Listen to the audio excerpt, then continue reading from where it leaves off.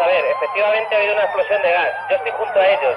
Ya están los bomberos con esto y con coches enterrados. Por lo visto son unos heridos que se los han llevado al equipo Montes. Pregunte si al presidente del gobierno le ha ocurrido algo o no. Los funcionarios del coche de escolta han resultado heridos y estamos tratando de localizar el coche del presidente. Eran las 9:00 y me encontré con que el comisario de Orden Público, un tal Marino Arroyo, me llamaba y me decía: acaba de haber una explosión de gas en el sitio donde pasó el almirante, pero al almirante no le ha pasado nada y el coche siguió su rumbo y demás tal.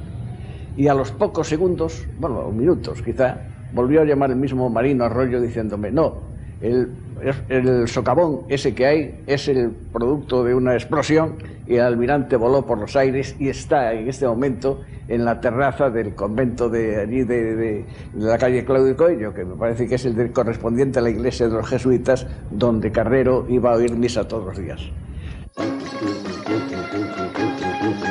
Faltaban pocas fechas para la Navidad de 1973 y en la calle se dejaba sentir el ambiente de las fiestas. Ese día, el almirante empezó la jornada como de costumbre.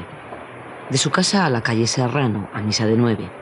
En la misma iglesia de siempre, San Francisco de Borja, y a la misma hora.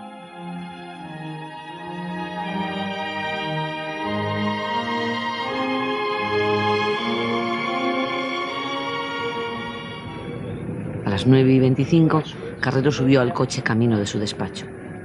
Poco después, una fuerte explosión sacudió la zona.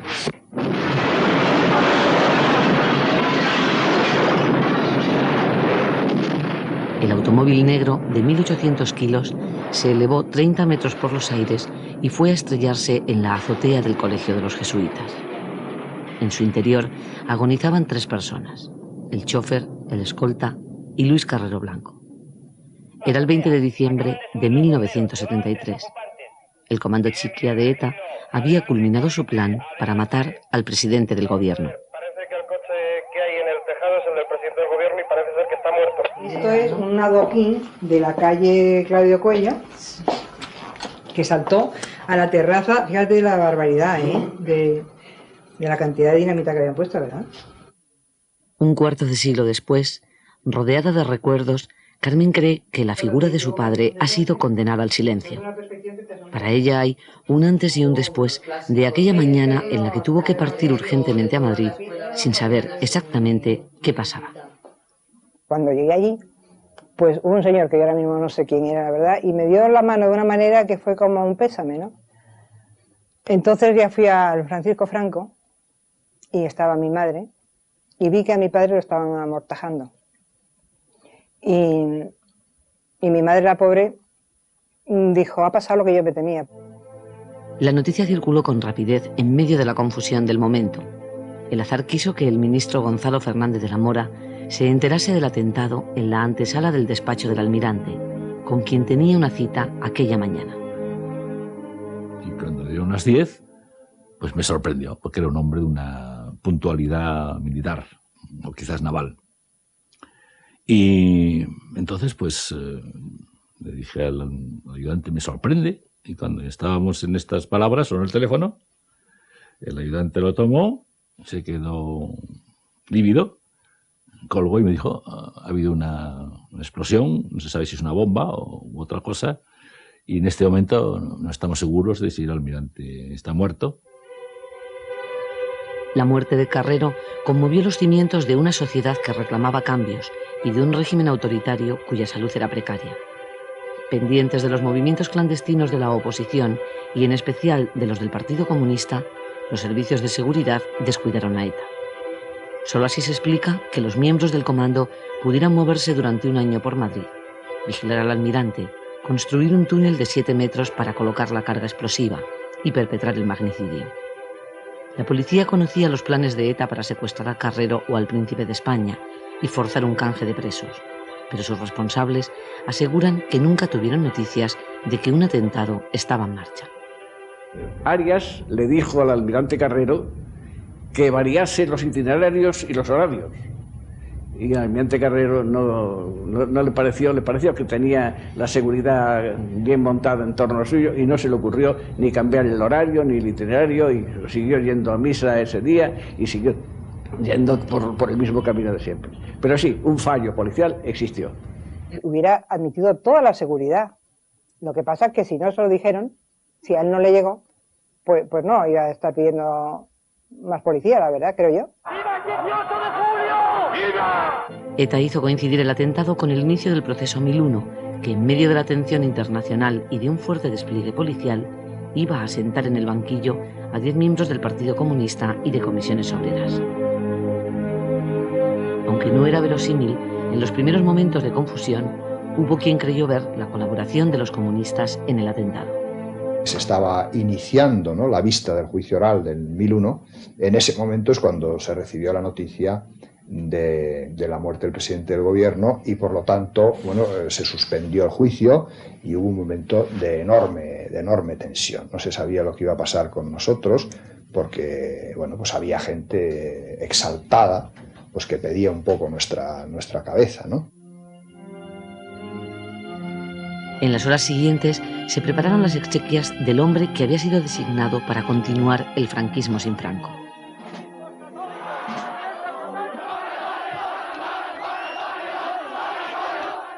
El ambiente era tenso y el arzobispo Tarancón se convirtió en el centro de las iras de la ultraderecha.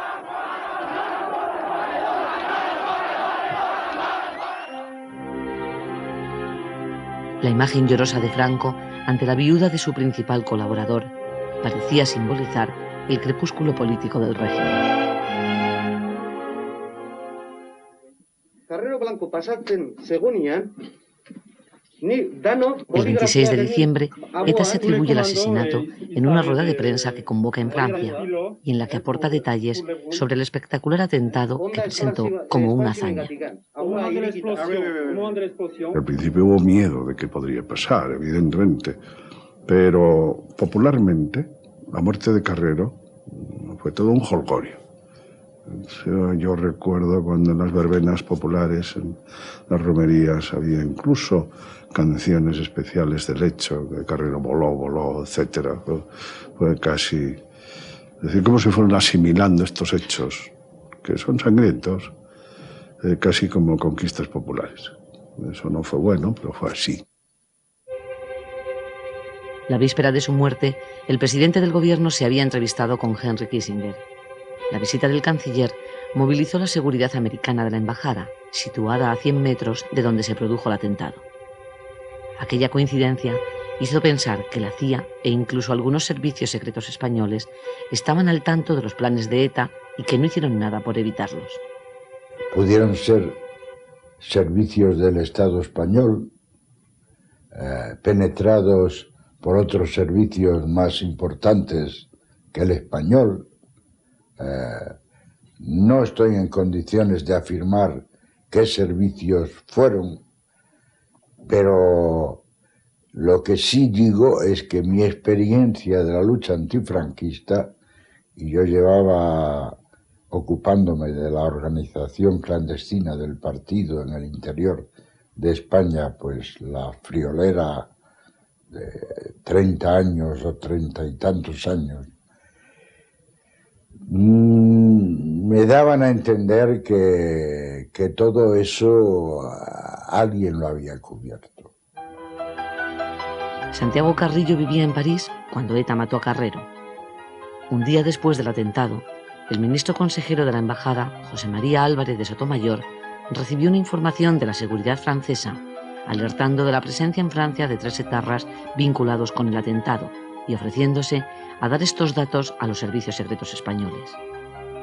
A Álvarez de Sotomayor, que ha guardado silencio durante 25 años, le causó estupor la actitud de Pedro Cortina Mauri, entonces embajador, más tarde ministro. Nunca sabrá por qué no envió con urgencia el telegrama cifrado que contenía la información y se marchó de vacaciones como si nada pasase. Nos quedamos todos helados. Entonces yo reuní a todos los que estaban allí, que nos levantamos para dejar al embajador que hiciera lo que quisiera, y entonces dije, todos a despedir el aeropuerto. Y fuimos las 20 y tantas personas a despedirlo al aeropuerto. Y en el aeropuerto, en la escalerilla del avión, le dije, embajador, ¿qué hago yo ahora que me quedo encargado de negocios? ¿Firmas el telegrama tú o lo firmo yo luego? Y entonces me echó una firma y dijo, ahí te las compongas. Fue lo que me dijo y se fue.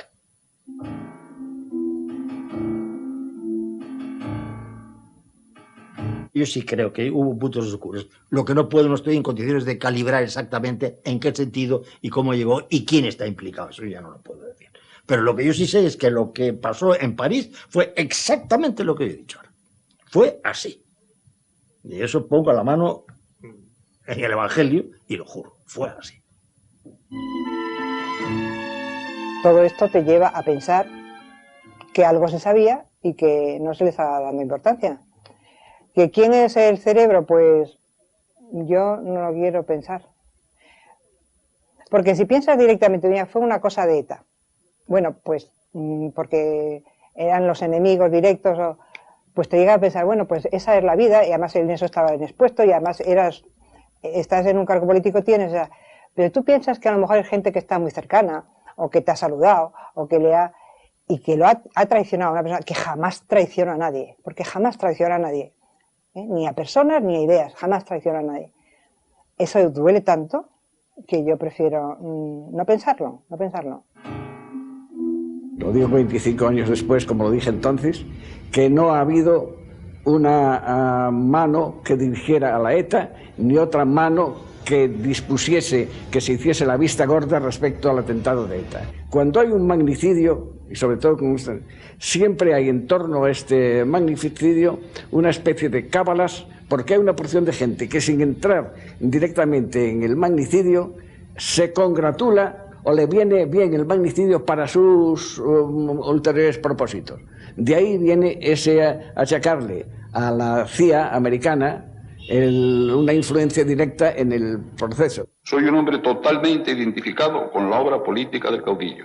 Mi lealtad a su persona y a su obra es total. Considerado la eminencia gris del régimen, Carrero fue durante 30 años la sombra de Franco, primero como subsecretario de Presidencia y desde junio del 73 como presidente del gobierno.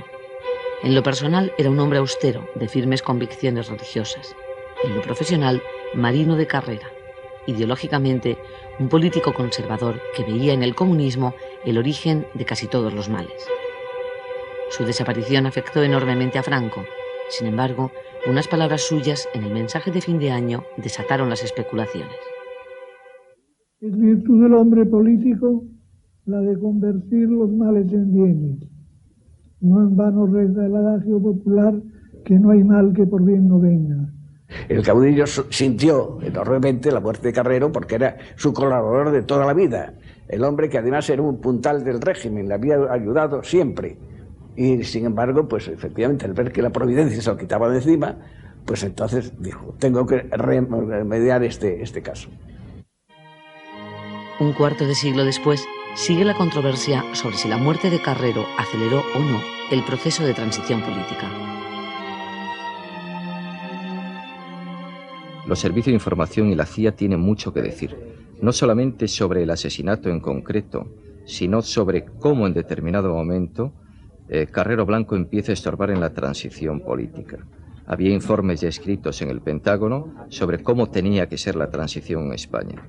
Estados Unidos no quería de ninguna manera que hubiera una ruptura democrática en España como propugnaba el Partido Comunista y Santiago Carrillo, sino que preparaban ya sus partidos políticos a la medida para hacer la transición. En una ocasión yo le pregunté, bueno, almirante, ¿qué va usted a hacer el día de la muerte de Franco? Y me dijo, el día de la muerte de Franco lo primero que haré será dimitir y poner en manos del rey todas las decisiones políticas. Por lo tanto, los que creen que asesinando a Carrero Blanco habían acelerado la transición, yo creo que cometieron un enorme error.